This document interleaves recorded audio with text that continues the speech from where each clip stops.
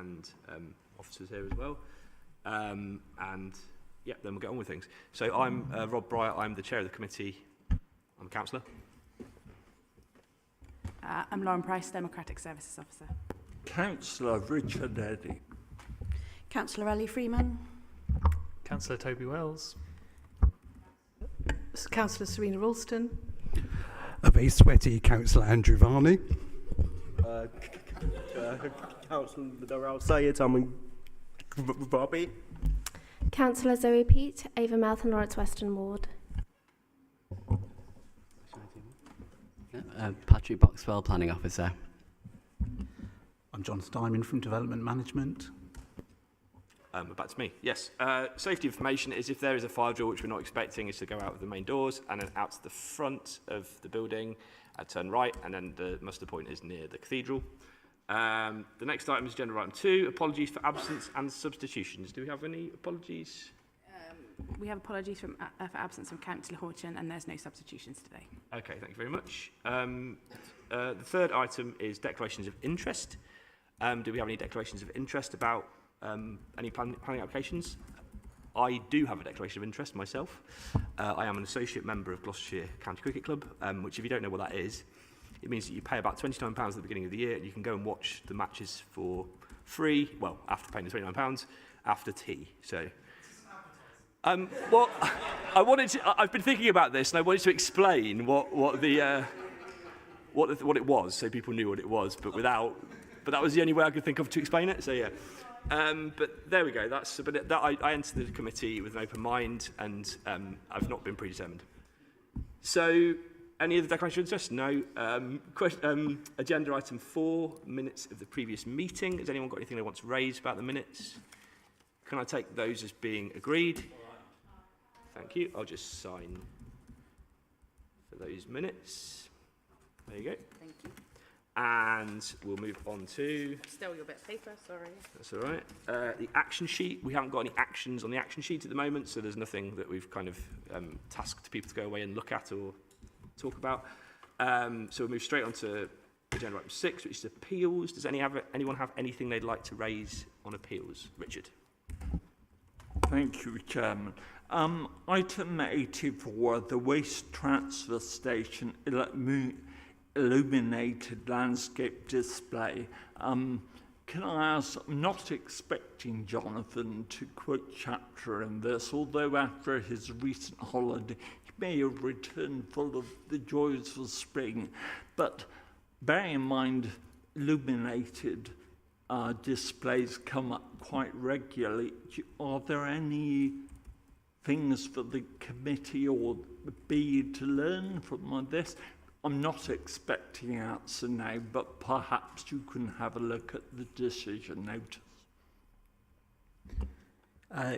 Yes, and I'd also be happy just to circulate a copy of the decision if it would be of interest to members. This is a decision where the appellant appealed against a number of conditions that were imposed on the approval. Whilst the appeal was allowed, the inspector found that some conditions weren't necessary, but that others were. So it wasn't the case that all of the conditions they appealed against were removed. But I can circulate that, and certainly, we'll be having a look at it just to see if there are things that we need to reflect on in terms of how we're assessing these. Thanks for that. That's helpful. Yep, Serena, go ahead. On appeals, so appeals which are waiting to be processed, the item 8, Eastern, 203 Church Road, there does seem to be a trend which is great at council level to refuse inappropriate applications to HMOs, but I was just wondering, in this case, it says appeal against non-determination. I don't know if you're able to indicate what the officer decision would have been there. So I don't have full details of the statement that we've submitted to hand, but again, I can follow up on that. I think actually we are anticipating on that one that a decision may be imminent, because we had a recent inquiry from the inspectorate just with regards to our housing position, and yeah, we have kind of otherwise made our statements sort of to the inspectorate. So again, as a follow-up, I can provide some more information on that. I can see there are several appeals against refusals for HMOs as well. So sort of trend and pattern there. Toby, go ahead. Yeah, I've noticed there's a couple of appeals that were allowed against refusals of advertising displays, and there's those appeals have been successful, and there's a lot of appeals lodged of a similar nature. Is there a concern that many of or all of those appeals will be allowed? So, yeah, we've had a number of appeals that have been lodged in relation to some installations that are called street hubs, and those are at locations across the city. I believe there were around sort of 25 or so sites there. We had full applications and also applications for advertisement consents for each of those locations. So, yeah, we've got a number of appeals in the system kind of relating to those. Insofar as the advert consents are concerned, we're obviously kind of limited in terms of the issues we can assess. So that's limited in terms of impact on amenity and public safety. So, yeah, for those locations where we've refused advert consent, it would have been on those grounds, and we have liaised with colleagues in transport on all of those applications. So again, they've assessed those from, in terms of highway safety impact. So I think, we feel that we've, essentially given sort of as robust reasons as we can, but ultimately it will be for the inspectorate now to consider those appeals. Yes, Serena again, go on. Just one more comment and question on appeal decisions and the overall trend. So I think I'm right calculating that 8 out of 23 were allowed. I just wonder if that is a representative rate, if over the past year it's followed a trend where we are seeing more dismissed than allowed, and if you think this is a sort of healthy number, because I'm not quite sure how that fits with any other trends. Yeah, I think we're observing that it's certainly better than it has been. We're observing that it's certainly better than it has been. And I know in previous committee sort of members have observed that kind of the proportion of appeals that have been allowed versus, dismissed sort of has been of concern. So I think, in the context of that previous concern, the position has improved. It's always the case as well that, sort of some decisions can go either way, really. So there is always that almost sort of fluctuation, but we've been doing kind of a lot of work in the team really just to actually, kind of think about, the likely success on appeal of our recommendations and decisions. So that's something that, we're trying to refine and learn from the decisions that we receive. I would just say congratulations on that work. I do also think, though, we don't want the risk of appeal to be a sort of sword of Damocles across committees if we think we're in the right. So it's a very difficult balance when it comes to decision making. But well done for the work. Thank you. Okay, Richard. I think Jonathan's reply has largely put the issue that Serena wanted to explore in context. Could I say, at the end of last year, we had a couple of months where they were pretty much even Stevens. Dismissal almost equals appeals, and that was bad in my view. Arguably, we might be hoping for 1 in 3, 1 in 4 to go against us, and as you say, we're moving back in the right direction there. Okay. I think that was more of a statement than a question for Jonathan necessarily. Okay, anything else on appeals that anyone wants to raise? In fact, I was going to raise the 2 ones that were raised myself, so that's good that we're all on the same wavelength on those 2. That's interesting that those both come up. Agenda item 7 is enforcement, and this is to note recent enforcement notices, of which there haven't been any. So we have the general report, of course, that shows us how different actions have been taken and the approach that's been taken to some extent. I did want to note that last time we did say that we would be interested in, and it would be useful to have something to compare the current period against, because of course if you're just looking at this year, it'd be useful to look at last year. I wonder whether that's been progressed in any way, or whether there's a way we can progress that. Is that kind of something that's on the cards or not? I think a key thing to say on that is that in terms of the economy and skills work programme, following the meeting on the 28th of July, it is proposed to bring a report to the 3rd of November meeting, which will include an update on a review of the local enforcement plan, and also linked to that will be an item on planning performance as well. So I think it's something that we're sort of keen to explore, certainly in sort of the context of that. Okay, that's helpful to know that that's actually on the card. There's something that we're working on. Anything else that anyone has to say about enforcement at this point? I do just want to note, I find it generally surprising that we haven't issued an enforcement notice in this period. It just seems like the amount that I know in my ward, but also I'm sure the councillors here know that there are enforcement issues open in their wards, and it's just surprising, I think, that we haven't issued one enforcement notice in the entire period. That might be for good reason, but it's quite difficult to pass that from this report. It just shows figures. It doesn't show the detail, of course, which is difficult. I appreciate you can't give us all the detail on everything, or even some of it, but it feels like there must be another way of figuring out for ourselves and how to scrutinise this area of the council's work. And as you've rightly said, that comes to the committee, the Economy and Skills Committee. That might be the best avenue, of course. So let's hope that brings a bit more clarity for councillors on how enforcement is operating, because I certainly feel a little bit cut adrift from understanding the whole context. Yeah. Did anyone else want to say anything on enforcement? No? Okay, I've gone on a bit of a rant there. Thank you everyone for indulging that. But agenda item 8 is public forum. We don't have any public forum for our item except for some questions which we have replied to. The person who was wanting to speak to those is not attending today. Richard. Thanks, Chairman. I don't intend anything I'm going to say to represent predetermination of the next debate, of course. And I personally find the member referral scheme a very helpful democratic check. And I regret that the present government look as if they're going to reduce that, of course.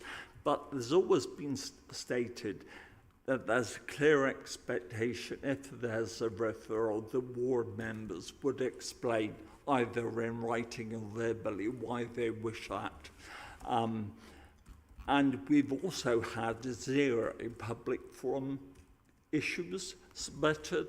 Now, Councillor Varney actually did raise the point at agenda conference whether it was appropriate for this to come to committee. We're here, of course, so we can't unpick it now, but I do think it needs to be clear to members, if they do refer a scheme, they need to submit a statement why. I think that's a fair point. I'm not sure this was a referral, the reason that it ended up here. Oh, it was? Yeah. Okay. Actually, if I could just come in as well, I was just about to make the same point that Richard has made.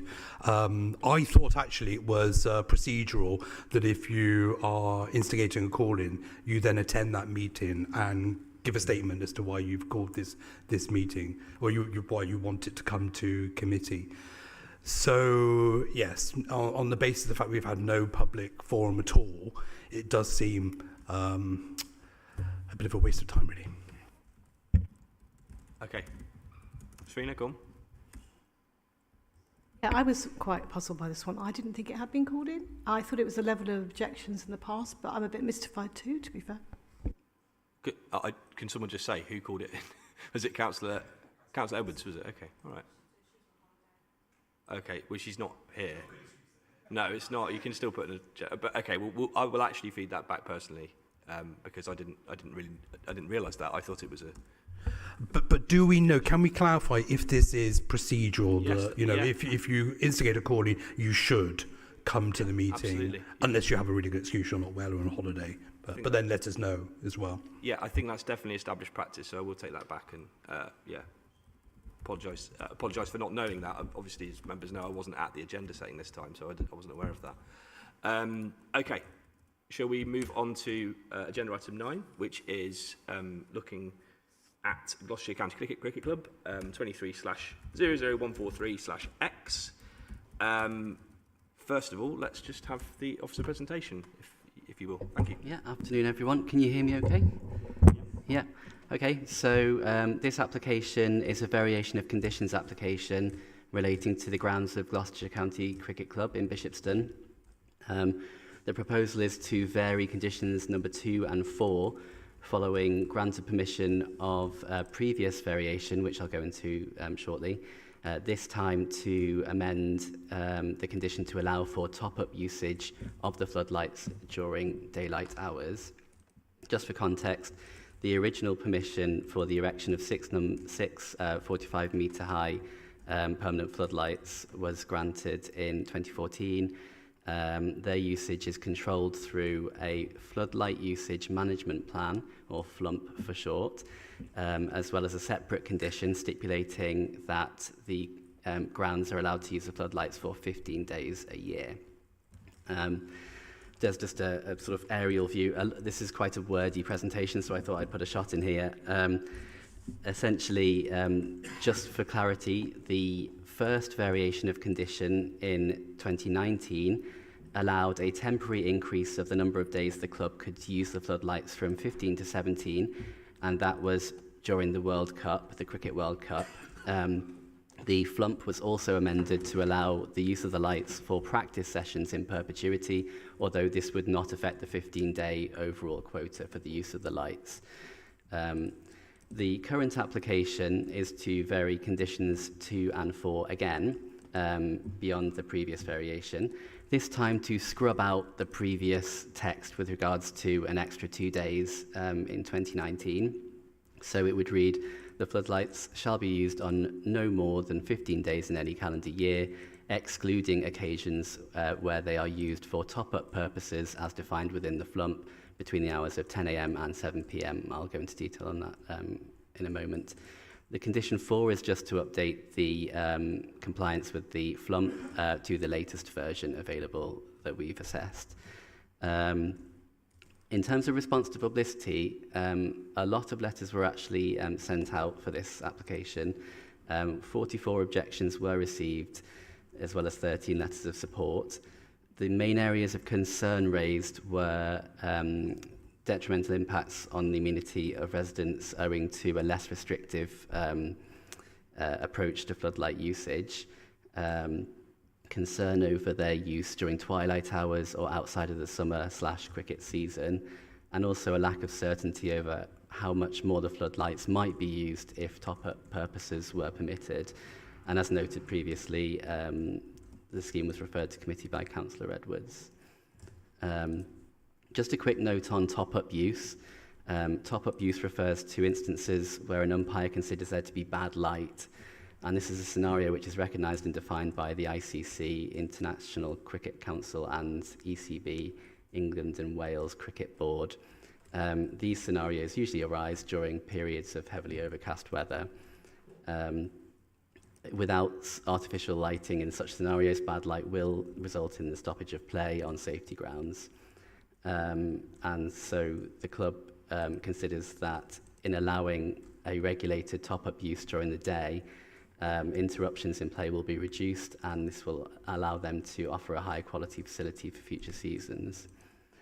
There's only one key issue to consider, really, and that is, would this daytime top-up usage due to bad light be harmful to residential amenity? First things first, it was accepted that the prevalence of bad light events in any given year cannot be reliably estimated, and so supporting documents only consider the impact of daytime floodlight use in general. In this regard, an effects of daytime lighting assessment was submitted alongside supporting documents, and that concludes that owing to the daytime use of the lights and the higher levels of ambient light during the daytime, the contrast between artificial light and existing light levels would not cause harm to residential amenity. either in terms of an unacceptable glare or spill light, which is an increase in general light levels to residents. And it was also noted within further correspondence that top-up use in such a way is permitted at a number of cricket grounds in similarly urban settings around the country. Furthermore, the Council's Pollution Control Officer was consulted and raised no objection, noting that any top-up use would remain within daylight hours and would only be used in particular conditions which themselves are fairly restrictive, and I'll go into that if need be later. So overall, there was no objection from the Pollution Control Officer, although it was recommended that the condition include the times of the year that using top-up use should be made clear in the conditions, so that for the avoidance of doubt for residents. This was included in revisions of Condition 2, so you can just see here that whilst it largely remains the same, the hours of the day remain the same, it's stipulated that this period is only from the 1st of April to the 30th of September, when light levels are relatively higher, and Condition 4 was updated to reflect the final revision of the FLUMP, the Floodlight Usage Management Plan, accordingly. And so in conclusion, there's considered to be no substantial additional harm to residential amenity as a result of proposals, and officers recommend that permission be granted. Thank you very much. Can I just ask a question to start with, if that's all right? And then members, you can jump in if you need to. The objections, they were received prior to the amended text of Condition 2 and Condition 4, were they? Yes, they were. Okay, and there's been no subsequent sort of going out to consultation? No. Okay, thank you. That's all I wanted to know. Anyone else got any other questions? Andrew, go ahead. Thank you very much for the presentation. I think, we mentioned this actually in our pre-meet, that having an idea of the typical number of days that floodlights might be needed because of bad light.